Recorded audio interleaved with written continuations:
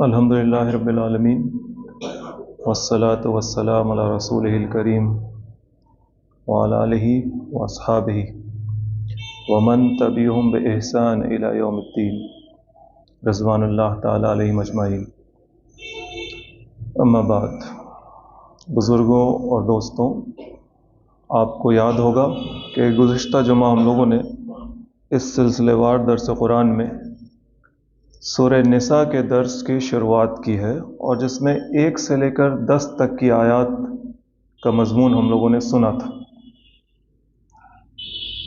اس کے پہلے سورہ آل عمران کی آخری آیت آئی تھی، جس میں صبر اور مصابرت اور مرابطت کا ذکر تھا، جس کو ہم لوگوں نے تفصیل سے سمجھنے کی کوشش کی تھی، اور اس میں یہ بات جو آئی تھی کہ ہمیں اپنی حالت ٹھیک کرنی ہے، یعنی یہ صبر اگر کرنا ہے تو کس دین پر صبر کرنا ہے، اس دین کا علم ہونا چاہیے۔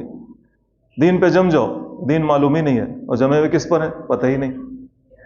باطل پرستوں کے مقابلے میں جم جاؤ، کس بات پر جمنا ہے، کیا چیز ہے جو باطل ہم سے چھیننا چاہتا ہے، تو ہمیں اس کا علم ہونا چاہیے۔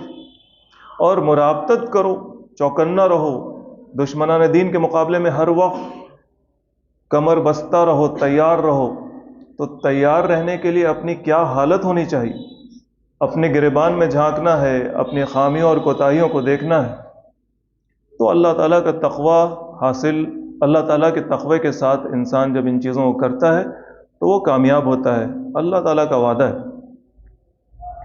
اس کے ساتھ بالکل متصل ہم لوگوں نے سورہ نساء کی شروعات کر دی، اور جس میں پہلا جو حصہ ہم لوگوں نے سنا وہ یتیموں کے ساتھ خصوصاً کیا تعلق ہونا چاہیے سماج کا، اور جو لوگ ان کے گارجین کی حیثیت سے ہیں ان کا رویہ کیا ہونا چاہیے۔ تو یہ ایک بات موٹی آئی کہ سماج کا تعلق، سماج کا رویہ سماج کے کمزور طبقے کے ساتھ کیسا ہونا چاہیے، کیونکہ یتیم حضرات، یتیم بچے اور بچیاں، ظاہر ہے جب وہ کسی کی گارجین شپ میں ہیں، اور اس زمانے میں تو خاص کر کے، اور کس طرح سے آج کے زمانے میں بھی کوئی فرق نہیں پڑا ہے، تو یہ کمزور طبقہ، اس کی محافظت مضبوط طبقہ سماج کا کس طرح سے کرے، اور یہ سماج کا من حیث المجموعی کلیکٹیو مزاج کیسا ہونا چاہیے، وہ سماج جو اللہ پر یقین کرتا ہے، جو وہ سماج جو رسول صلی اللہ علیہ وسلم کی پیروی کرنا چاہتا ہے، اس سماج کا کلیکٹیو بیہیویئر جو ان کے کمزور طبقے ہیں ان کے ساتھ کیا ہونا چاہیے، اس میں اللہ تعالیٰ نے یتیموں کا ذکر خصوصاً کیا تھا۔ یہاں سے بات آگے چل رہی ہے، یہ جو اگلی آیات ہیں یہ قرآن میں سورہ نساء میں وراثت کے حوالے سے، انہیریٹنس، پراپرٹی لا جو ہوتا ہے، جو والد ہے یا جو والدہ ہے، اس کے بعد جو اس کے انتقال کے بعد جو اس کی وراثت ہوتی، وہ اس کے بال بچوں میں، اس کے بھائیوں میں، الگ الگ طرح کے جو رشتے ہیں بھائی بہنوں کے، باپ ماں، ان سب چیزوں میں وہ کس طرح سے جانا چاہیے، اس کا ذکر ہے۔ اور ظاہر ہے جب سماج عدل اور انصاف کی بنیاد پر قائم ہوگا تو اس سماج سے بہتری کی امید کی جا سکتی ہے، اور جس سماج کے اندر حق تلفی ہو، حق مارا گیا ہو، جس سماج کے اندر بے اعتدالی ہو، وہ سماج کسی دوسرے مظلوم کے لیے نہیں اٹھ سکتا، وہ سماج کسی ظالم کا ہاتھ نہیں پکڑ سکتا۔ لہذا سماج کی بہتری جن چیزوں میں ہے ان چیزوں کا ذکر اللہ تعالیٰ قرآن میں بار بار کر رہا ہے۔ ایک فرد، اس کی اصلاح، an individual, how should he or she should be، کیسا ہونا چاہیے ایک مرد، ایک عورت، اور پھر کیسا ہونا چاہیے ایک سماج، اللہ تعالیٰ بار بار بات کر رہا ہے۔ اور ہمارا رویہ اللہ کی آیات کے ساتھ، اللہ کے احکام کے ساتھ وہ کیا ہے، یہ چیز ہم لوگ بار بار سنتے ہیں۔ ان آیتوں کے ذکر کے بعد پھر اس طرح کی باتیں بھی ہم لوگ سنیں گے اور سنتے ہیں، وہ ہمارے سمجھنے کے لیے بہت ضروری۔ چونکہ یہ عوامی درس قرآن ہے، کھلے ہوئی جگہ پر مسجد میں نماز جمعہ سے قبل ہو رہا ہے، ہر طرح کے لوگ جو شوق سے سننے آتے ہیں وہ بھی، اور جو صرف نماز پڑھنے کی غرض سے آتے ہیں وہ بھی، بہرحال کان میں کچھ نہ کچھ تو بات چلی جاتی ہے۔ لہٰذا ان تمام باتوں کو ذہن میں رکھتے ہوئے ہمیں یہ دیکھنا ہے، چونکہ یہ مضمون بہت خاص ہے، اور یہ بات بھی ہم آپ کے ذہن میں ڈال دیں کہ ان 2 آیتوں میں، شروع کی جو 2 آیات ہیں، اس میں جو بٹوارے کی بات آئی ہے، کس کے لیے کتنا، کس کے لیے کتنا، ان چیزوں کے ڈیٹیل میں ہم لوگ نہیں جائیں گے، کیونکہ یہ ڈیٹیل آپ دارالقضاء میں بیٹھ کے کروا لیجئے، جہاں پر جس کو زیادہ جاننا ہے۔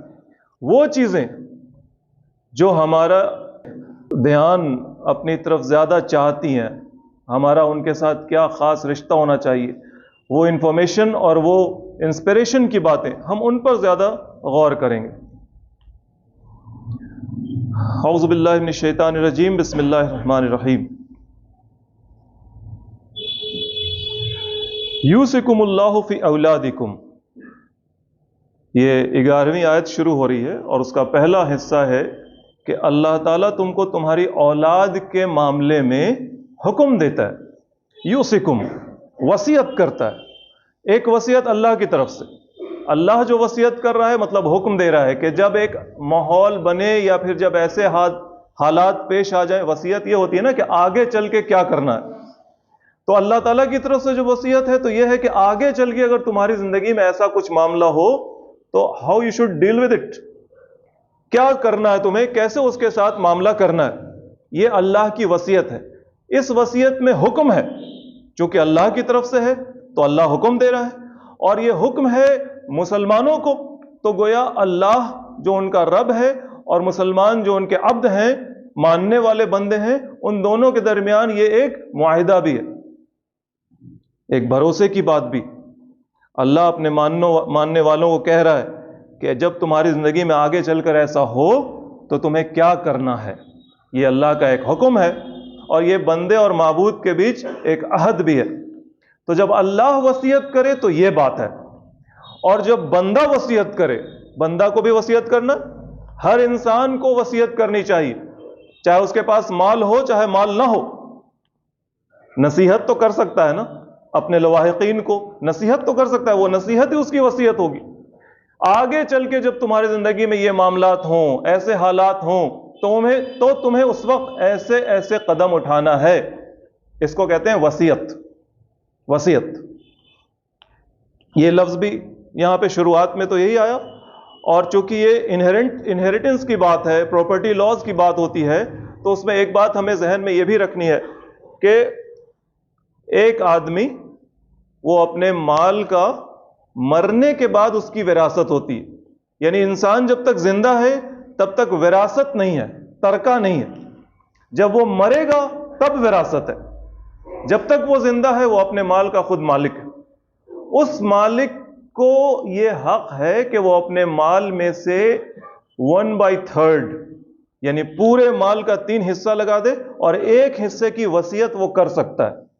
پورے مال کا 3 حصہ لگا دے، 100 روپے کو 3 حصے میں بانٹ دیا گیا، اور پھر وہ 33.3333 جو آتا ہے اس میں وہ 1 حصے کی وصیت کر سکتا ہے، باقی اس کو نہیں کرنا ہے، باقی اس کے لیے اس کو چھوڑنا ہے کہ میرے مرنے کے بعد جو میرے ورثہ ہیں، ورثہ جن کو وراثت تقسیم ہونی ہے، ان کے لیے اس کو چھوڑنا ہے۔ وہ سارا مال اڑا نہیں سکتا، سارا مال کسی کو وصیت نہیں کر سکتا۔ اس کے ساتھ ہی ساتھ ایک اور چیز ہوتی ہے، گفٹ دے دینا۔ گفٹ دے دیا کسی کو تو وہ گفٹ دے سکتا ہے کسی کو بھی، لیکن اس وصیت والے مال میں سے دے سکتا ہے، ایکسٹرا بھی دے سکتا ہے۔ اپنی اولاد کے اندر اس کو جب گفٹ دینا ہوگا اپنی اولاد میں تو اسے برابری کرنی ہوگی۔ یہاں پہ اللہ کے رسول کی ایک حدیث ہے جس کا مفہوم یہ ہے کہ ایک صاحب تھے، انہوں نے اپنے بیٹے کو کچھ گفٹ کیا، اور وہ چاہتے تھے کہ اس گفٹ پر وہ رسول صلی اللہ علیہ وسلم کو گواہ بنا لیں۔ تو وہ گئے اللہ کے رسول کے پاس، اور اللہ کے رسول نے ان سے پوچھا، وہ چاہتے تھے یا ان کی بیوی چاہتی تھی کہ اللہ کے رسول اس پر گواہ بن جائیں کہ ہاں بھائی ہم نے اپنے بیٹے کو یہ چیز دی ہے۔ تو اللہ کے رسول نے ان سے پوچھا کیا تم نے اپنی اور اولاد کو بھی یہ اسی طرح کا عطیہ یعنی گفٹ دیا ہے؟ انہوں نے کہا کہ نہیں۔ تو اللہ کے رسول نے کہا کہ اللہ سے ڈرو، اور اپنی اولاد میں انصاف کرو. ایک کو خوب دیے جا رہے ہیں، وہ زیادہ پیارا ہے، اور دوسرے کو نہیں دے رہے ہیں، وہ پیارا نہیں ہے. یا اگر شادی شدہ ہے تو اس کی بیوی پسند نہیں ہے، اس لیے اس کو بھی پسند نہیں کرتے، اور جس کی بیوی پسند ہے اس کو دیے چلے جا رہے ہیں. یہ انجسٹس ہے، ایسا نہیں ہونا چاہیے. یوصیکم اللہ فی اولادکم، اللہ تعالیٰ تم کو تمہاری اولاد کے معاملے میں وصیت کرتا ہے، حکم دیتا ہے. اب یہاں سے آگے جو باتیں ہیں اس میں زیادہ ڈیٹیل میں جانے کی ضرورت نہیں ہے. للذکر مثل حظ الانثیین، ایک لڑکے کے لیے دو لڑکیوں کے برابر، ایک لڑکے کو ملے گا دو لڑکیوں کے برابر. فَإِن كُنَّ نِسَاءً فَوْقَ اثْنَتَيْنِ فَلَهُنَّ ثُلُوثُ مَا تَرَكَ، اور اگر لڑکیاں زیادہ ہوں، دو سے زیادہ ہوں، تو ان تمام لڑکیوں کو جو ترکہ ہے، ما ترک، جو تم نے چھوڑا ہے، جو ترکہ ہے، اس میں ان لڑکیوں کو 2/3 ملے گا. یعنی 100 کا 3 حصہ لگا دیجئے، اس میں 2 حصہ، اگر صرف لڑکیاں دو سے زیادہ لڑکیاں ہیں تو وہ 100 کا 3 حصہ لگا دیجئے، اس میں جو 2 حصہ بنتا ہے یعنی 66.66 سم تھنگ بنتا ہوگا، وہ لڑکیوں میں بڑھ جائے گا. باقی جو بچ رہا ہے وہ ماں باپ میں جاتا ہے، اس کا ذکر الگ الگ طور پہ آ رہا ہے. وَإِن كَانَتْ وَاحِدَةً، اور اگر لڑکی ایک ہی ہو، فَلَهَا نِصْف، تو آدھا اس کو مل جائے گا، 100 میں 50 اس کو مل جائے گا، اور باقی جو ہے وہ ماں باپ وغیرہ کو ملے گا.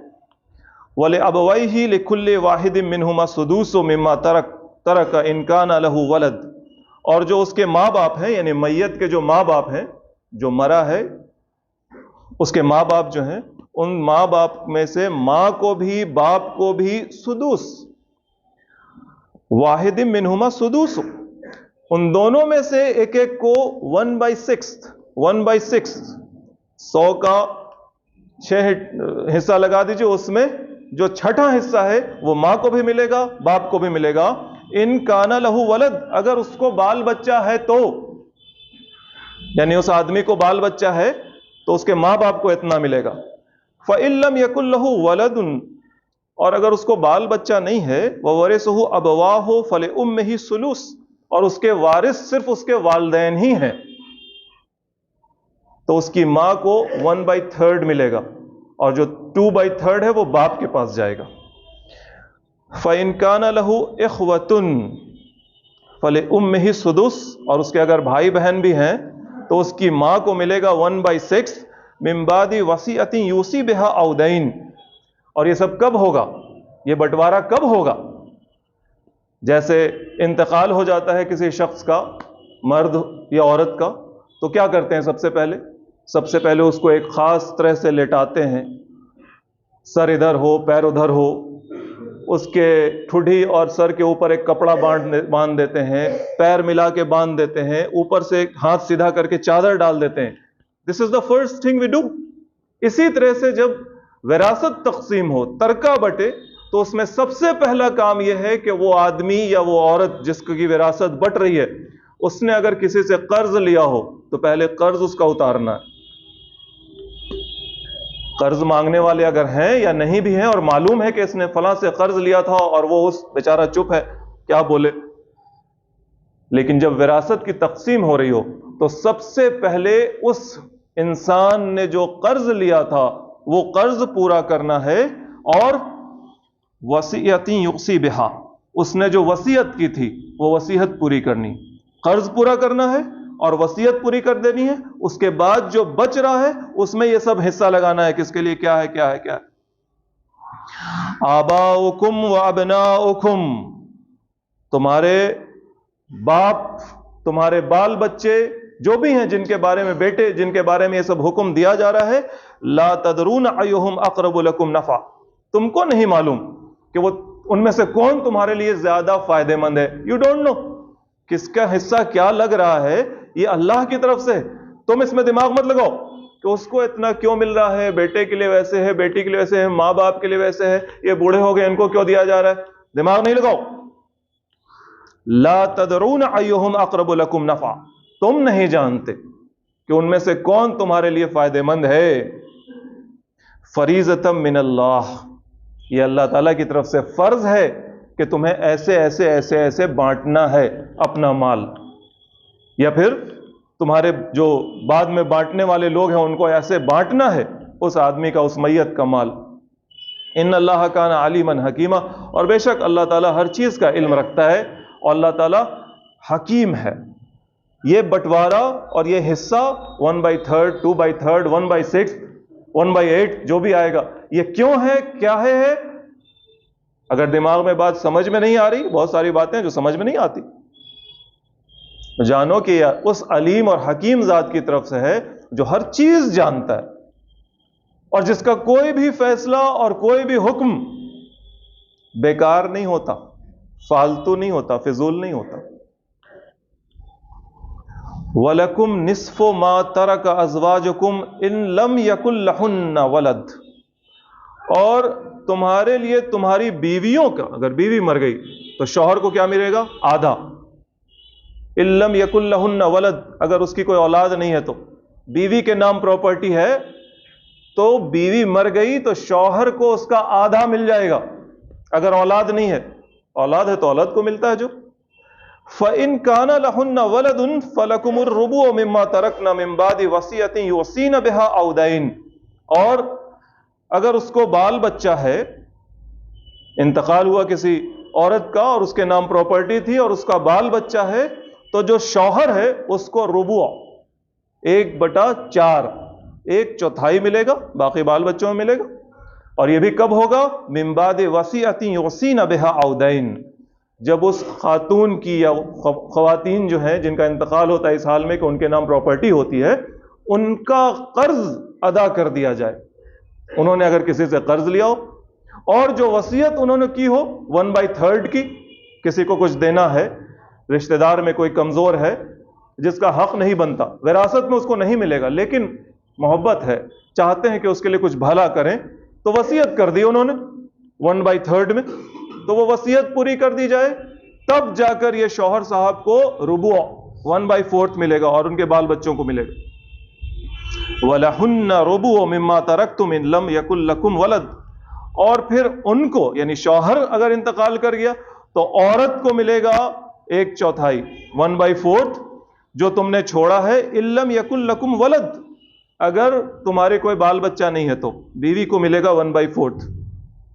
فَإِن كَانَ لَكُمْ وَلَدٌ، اور اگر اس کو بال بچہ ہے، فَلَهُنَّ الثُّمُنُ مِمَّا تَرَكْتُمْ مِن بَعْدِ وَصِيَّةٍ تُوصُونَ بِهَا أَوْ دَيْنٍ، تو پھر اس خاتون کو ملے گا 1/8 8واں حصہ جو تم نے ترکہ چھوڑا ہے اس میں، لیکن یہ سب کب ہوگا؟ من بعد وصیۃ توصون بها او دین، تمہاری جو وصیت ہے وہ وصیت پوری کر دی جائے اور جو قرض ہے وہ قرض پورا کر دیا جائے، پہلے قرض اس کے بعد وصیت۔ وَإِن كَانَ رَجُلٌ يُورَثُ كَلَالَةٍ أَوْ امْرَأَةٌ، اور اگر کوئی انسان ایسا ہے جو اس حال میں مرا ہے کہ وہ کلالہ ہے، یہ سب ٹرم ہے، جاننا بہت ضروری ہے نا، جاننا چاہیے۔ یہ اللہ کے قوانین ہیں، جیسے ہم لوگوں نے قرآن میں بہت سارے قوانین اللہ کے سنے ہیں جو اب ہماری زندگی میں نہیں ہے، نافذ العمل نہیں ہے نا، صرف کتاب میں ہے، چاہے اس قرآن میں ہو، چاہے قرآن سے جو بحث کی جاتی ہے احادیث کی کتابوں میں، فقہ کی کتابوں میں، مسئلے مسائل کی کتابوں میں، لائبریریوں میں بھری ہوئی ہیں۔ تو ایسے ہی یہ سب بھی جاننا چاہیے، کیونکہ یہ سب بھی آگے جا کے تو صرف لائبریری ہی میں رہ جائے گا نا۔ ابھی کوئی آدمی اکا دکا کر لیتا ہوگا، انہیریٹنس کا معاملہ، آپ نظر دوڑائیں اپنا گھر، پڑوس کا گھر، خاندان، رشتہ دار، برادری، کہاں اللہ تعالیٰ کے حکم کے مطابق وراثت کے قانون پر عمل ہوتا ہے؟ کہاں ہوتا ہے؟ لیکن پھر بھی جاننا چاہیے۔ تو کیا جاننا ہے؟ جاننے میں ایک بات یہ اللہ تعالیٰ کہہ رہے ہیں کہ وَإِن كَانَ رَجُلٌ يُورَثُ كَلَالَةً أَوْ امْرَأَةٌ، اگر کوئی آدمی ہو جو کلالہ ہو، مرد، یا پھر کوئی عورت جو کلالہ ہے، کلالہ کہتے ہیں اس آدمی کو جس کا نہ ماں باپ ہو اور نہ اولاد ہو، چاہے وہ مرد ہو، آدمی ہے تو مرد ہے، اگر عورت ہے تو عورت ہے۔ اللہ تعالیٰ کہہ رہے ہیں مرات، او امراتن، عورت ہو مرد ہو، دونوں اس حال میں مرے کہ ان کی پراپرٹی تو تھی لیکن ان کے والدین نہیں ہیں اور نہ بال بچہ ہے، پھر کیا ہوگا؟ وَلَهُ أَخٌ أَوْ أُخْتٌ، اور ان کے بھائی ہیں اور بہن ہیں. اور یہ اور بھائی بہن کون ہیں، اس کے بارے میں بھی مفسرین کا جو اجماع ہے، احادیث کے مطابق جو بات سمجھ میں آتی ہے، اور جو اصحاب رسول نے جو بات سمجھی وہ ہم ابھی آپ کو بتائیں گے.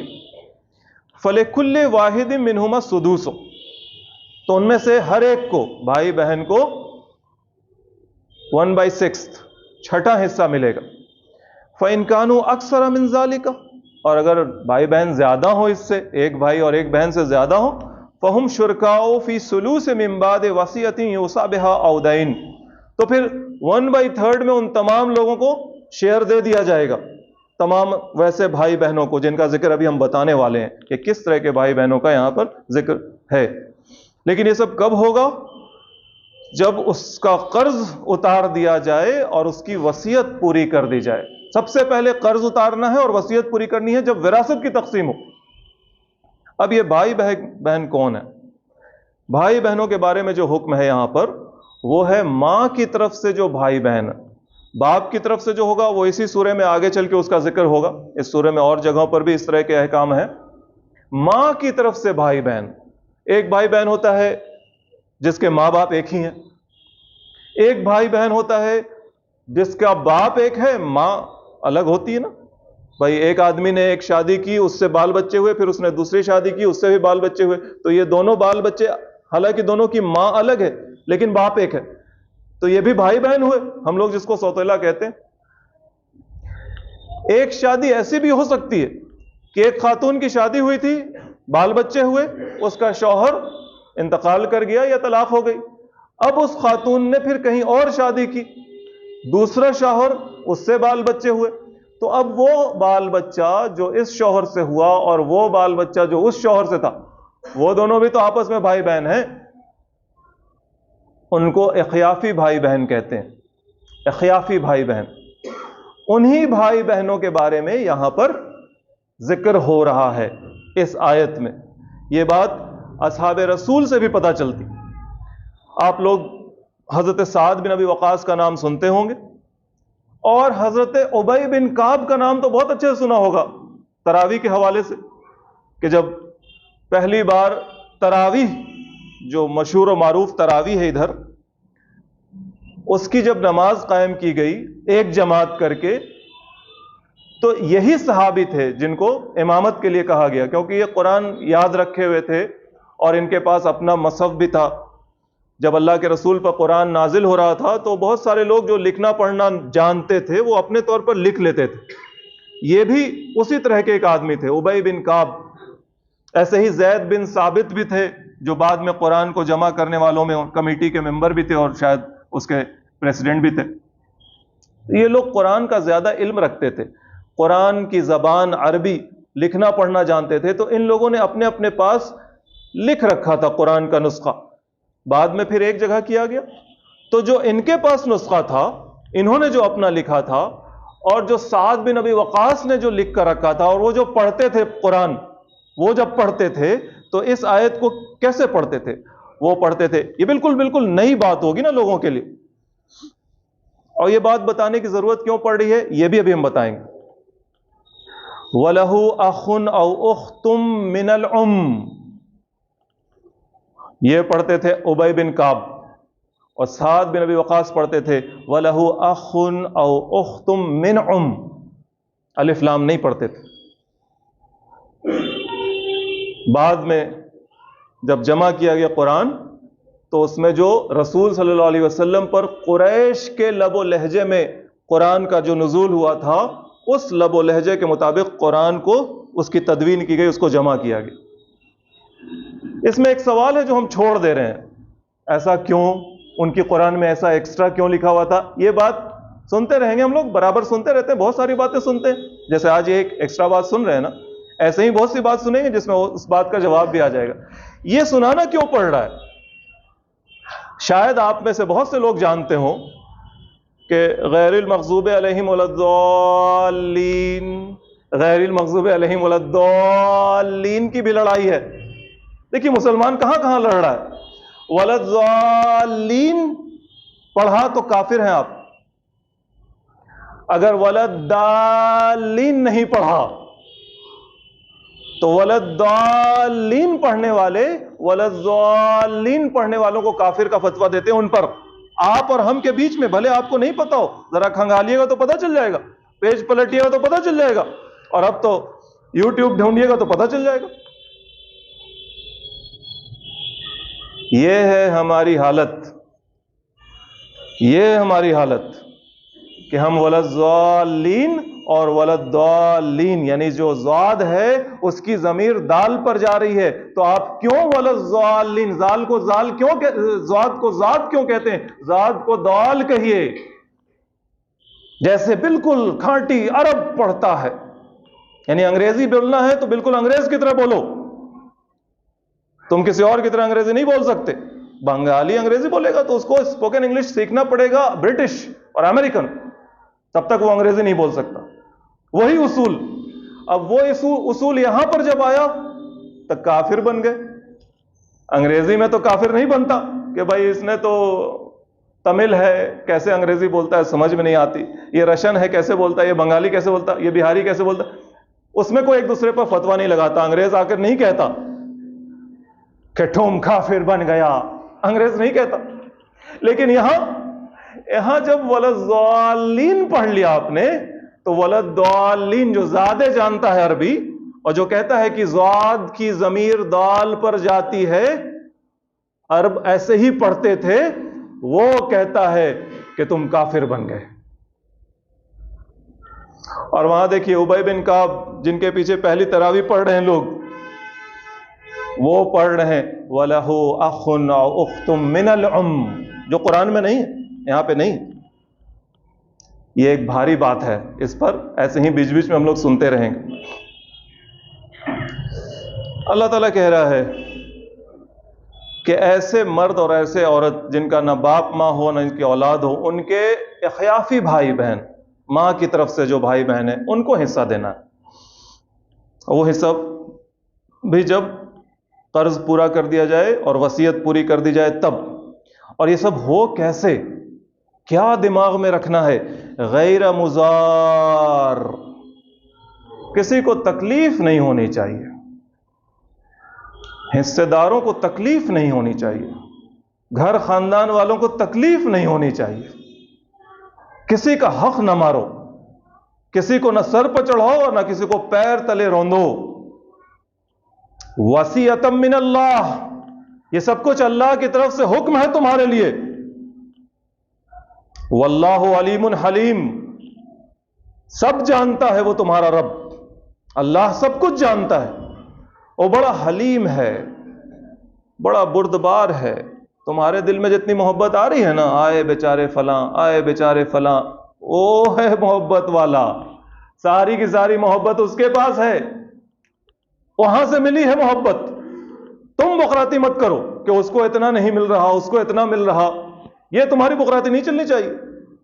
جس رب نے, جس اللہ نے تمہیں حکم دیا ہے وہ علیم بھی ہے, سب سے زیادہ جانتا بھی ہے, اور حلیم بھی ہے, بردبار بھی ہے, حلم والا بھی ہے, نرم بھی ہے, محبت بھی کرنے والا ہے, ودود بھی ہے. تلک حدود اللہ, یہ تمام کے تمام اللہ کی حدود ہیں. اللہ نے ریکھانکت کیا ہے, آج ہندی کم ہوا تھا, ریکھانکت کیا ہے, بارڈر بنا دیا ہے. اس بارڈر کو یو کینٹ کراس, آپ اس سے باہر نہیں جا سکتے. اگر مسلمان ہیں آپ باہر نہیں جا سکتے. باہر گئے تو دیکھیے وَمَن يُطِعِ اللَّهَ وَرَسُولَهُ, جو کوئی اللہ اس کے رسول کی اطاعت کرے گا, يُدْخِلْهُ جَنَّاتٍ تَجْرِي مِن تَحْتِهَا الْأَنْهَارُ خَالِدِينَ فِيهَا, ایسی جنت میں جائے گا جس کی خوبصورتی کا حال یہ ہے کہ پاؤں کے نیچے نہر جاری ہے, ہمیشہ رہے گا وہاں. یہ عرب کے لوگوں کو بات بتائی جا رہی ہے نا, پہلے پہل جن کو سنایا جا رہا ہے, ان کے مزاج, ان کے ذوق کا خیال رکھا جا رہا ہے. وہاں پانی ہی نہیں تھا بیچاروں کے پاس, تو ان کے ذوق, ان کے مزاج کا خیال رکھتے ہوئے اللہ تعالیٰ جنت کی نعمت کا ذکر کرتا ہے. ورنہ جنت کی نعمت تو یہ ہے کہ وَلَهُمْ فِيهَا مَا يَشَاءُونَ, ان کے لیے, یعنی جو جنت گئے وہاں ان کے لیے وہ ہے جو وہ چاہیں. اب کسی کو نہر نہیں چاہیے، کچھ اور چاہیے، جو چاہے. وذالک الفوز العظیم، اور یہی سب سے بڑی کامیابی ہے. جنت مل گئی، یہی سب سے بڑی کامیابی ہے. ومن یعص اللہ ورسولہ، اور جو کوئی اللہ کی اور اس کے رسول کی نافرمانی کرے، بٹوارا ایسے نہ کرے جیسے اللہ نے کہا ہے، اپنے من سے کر دے، وہی جہیز میں دے دیا، اب لڑکی کو کیا ضرورت ہے، بہن کو دینے کی کیا ضرورت ہے، اس بیٹے کو زیادہ دے دیا، اس بیٹے کو کم دیا، ماں باپ کا حق کھا گئے، بیوی کو سب مل گیا. یعنی آج کل جو ہے، آج جو ماڈرن زمانہ ہے اور اس زمانے میں جو قوانین ہیں انسانوں کے بنائے ہوئے، ان قوانین کے تحت اس کو اتنا ملے گا، اس کو اتنا ملے گا. یہ شریعت کیا ہے؟ شریعت تو بہت فرسودہ چیز ہے، بہت پرانی چیز ہے. شریعت تو اب بالکل پرانی اور خراب چیز مانی جاتی ہے نا، آپ کی اور ہماری شریعت. اسی لیے شریعت بہت بدنام لفظ ہے. جہاں آپ شریعت کا نام لیں گے مار پڑے گی، چٹاخ چٹاخ شریعت بولتا ہے، بدنام کیا جائے گا. ایک شریعت طالبان، ایک شریعت پاکستان، ایک شریعت سعودی عرب، شریعت کرتا ہے. شریعت لا لائے گا، پٹائی پڑتی ہے، گالی پڑتی ہے، مارا جاتا ہے. تو شریعت بہت بدنام لفظ ہو گیا ہے، جبکہ شریعت ہے کیا؟ شریعت اللہ کا دیا ہوا قانون ہے جو اس سماج کو، اس دنیا کو چلانے کے لیے ہے. اللہ جس کی یہ دنیا، تو جو کوئی اس شریعت کو نہ پسند کرے، جو اللہ کی نافرمانی کرے، اس کے رسول کی نافرمانی کرے، وَيَتَعَدَّ حُدُودَهُ، اور جو اللہ نے جو باؤنڈری دی ہے کہ اس کے باہر نہیں جانا، وہ اس باؤنڈری کو بریچ کرے، توڑے، باہر چلا جائے، يُدْخِلْهُ نَارًا خَالِدًا فِيهَا، يُدْخِلْهُ نَارًا خَالِدًا فِيهَا، وہ آگ میں جائے گا اور وہاں بھی وہ ہمیشہ رہے گا. وَلَهُ عَذَابٌ مُحِينٌ، اور اس کے لیے ذلت والا عذاب ہے. کیسٹر آئل والی مثال یاد ہے نا، ذلت والا عذاب، ذلت والا عذاب ہے. بیچ میں ہم لوگوں نے سن لیا کہ یہ سب بھی قانون اب کچھ دن میں کتاب میں صرف رہ جائے گا، جیسے فوجداری قانون اسلام کا، civil and criminal law, civil law, جو دو پارٹی کے بیچ پراپرٹی، انہیریٹنس، ہاؤسنگ اور یہی ڈائیورس وغیرہ کا ہوتا ہے، کسٹڈی کا ہوتا ہے، یہ سول لا کہلاتا ہے. اور جو criminal law, offenses committed against the society، وہاں مار دھاڑ، مرڈر، چوری، دھوکہ دھڑی، یہ سب جو ہوتا ہے نا، یہ کرمنل لا ہوتا ہے.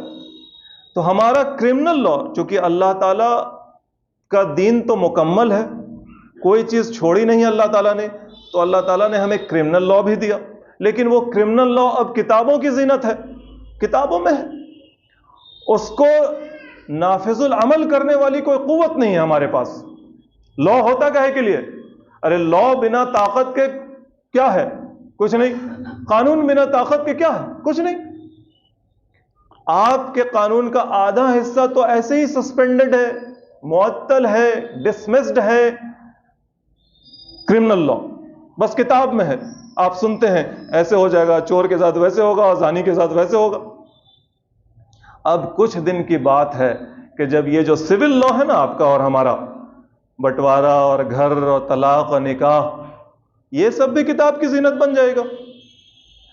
ایک تو یہ کہ ہم خود عمل نہیں کرتے، اور دوسرا اس پر کہے گا، اور کہتا ہے نا، جو 3 طلاق والے معاملے میں کیا ہوا، آپ ہی غلط کرتے تھے، وہ کہتا ہے ہم نے ٹھیک کیا. تو آپ غلط کرتے ہیں، دوسرے کو موقع ملتا ہے، وہ ٹھیک کرتا ہے. تو ایسے ہی یہ جو سول لاز ہیں، یہ بھی ہمارے ہاں پریکٹیکل تو رہے نہیں. آپ غور کریں، کہاں کوئی بٹوارا وغیرہ اس طرح کا ہے. تو یہ چیز بھی وہ ہٹا دی جائے گی. بس جاننا ہے کہ اچھا ایسے ہوتا تھا، اچھا ویسے ہوتا تھا، جس کی مرضی ہو ابھی کر لے، ورنہ اللہ کے قانون کی دھجیاں تو ہم آپ ایسے ہی اڑاتے چلے آ رہے ہیں. ایک مثال آپ کو سورہ بقرہ کے درس میں ہم نے دی تھی، بس ہونے والا ہے. ایک مثال سورہ بقرہ کے درس میں جب اس طرح کے معاملات وہاں پہ بھی آئے تھے تو ہم نے آپ کو سنایا تھا، غالباً وہی وقت تھا، مارچ اپریل کا زمانہ ہوگا، اور 9 مارچ کو انڈین ایکسپریس میں ایک خبر چھپی تھی کیرلا کے ایک مسلم کپل کی، جس میں میاں جو ہیں وہ وکیل ہیں، جناب سی شکر صاحب، بھائی مسلمان ہے، سی شکر، اور اس کی بیوی ڈاکٹر شینا شکر. ان لوگوں کو بیٹیاں ہیں. اب وہ وکیل صاحب ہیں اور وہ ڈاکٹر صاحبہ ہیں تو ہو سکتا ہے بہت پراپرٹی ہو. ان کو خیال ہوا کہ اب تو مسلمان کی حیثیت سے ہم مر جائیں گے اور ہماری شادی جو ہے وہ نکاح والی، تو بچیوں کو حصہ اتنا اتنا ملے گا، اور پھر ہو سکتا ہے ان کے ماں باپ ہوں یا بہن بھائی ہوں شکر صاحب کے، یا تو ان لوگوں کو چلا جائے گا، کمایا ہم ہے. تو انہوں نے کیا کیا؟ ان دونوں نے دوبارہ شادی کی. سی شکر صاحب ایڈوکیٹ اینڈ ڈاکٹر شینا شکر صاحبہ دونوں شادی کی. نئی شادی کی کس چیز کے تحت کی؟ Special marriage act 1954. Special marriage act 1954، جس میں دھرم کا کوئی حصہ نہیں ہوتا، کوئی بھی کسی سے بھی شادی کر سکتا ہے. اور جب اس شادی کی بنیاد پر آگے بالکل جو یہاں کا کامن لا ہے اس کے حساب سے، یعنی پرسنل لا وغیرہ اس میں ہاتھ نہیں ڈلائے گا کہ آپ مسلمان ہیں تو آپ کا حصہ پرسنل لا سے ایسے ہوگا، ہندو ہے تو اس کا ہندو کا جو ڈیوائیڈڈ انڈیوائیڈڈ فیملی لا جو ہوتا ہے اس کے حساب سے بٹوارا ہوگا، ایسا کچھ نہیں. ہندو بھی چاہے تو اسپیشل میرج ایکٹ کے تحت شادی کر سکتا ہے اور اپنے سامان اپنے مال کا بٹوارا بالکل اس کے تحت کروائے گا. یہ ہم لوگ کرتے ہیں، یعنی ایسا تو سب کرتے ہیں. ان بیچاروں کی خبر چھپ گئی، خبر چھپ گئی تو یہاں پر ذکر ہو گیا، ورنہ ہمارے اور آپ کے علاقے میں اور پڑوس میں اور شہر میں کون نہیں ہے جو اللہ کے قانون کی دھجی اڑاتا رہتا ہے؟ کون نہیں ہے؟ کون بچا ہوا ہے؟ تو یہ ساری چیزیں بس اب کتابوں کی زینت بن کر رہ جائیں گی. اور کہاں تو ان کا مقصد تھا اس سماج کی بنیاد بنانا، اس سماج کو بنانا جو سماج باطل کے مقابل صبر کرے، مساورت کرے، مرابطت کرے. دیکھیے کہاں ہیں ہم، اللہ ہم سے چاہتا ہے کہ ہم کہاں ہوں. وآخر دعوانا ان الحمد للہ رب العالمین.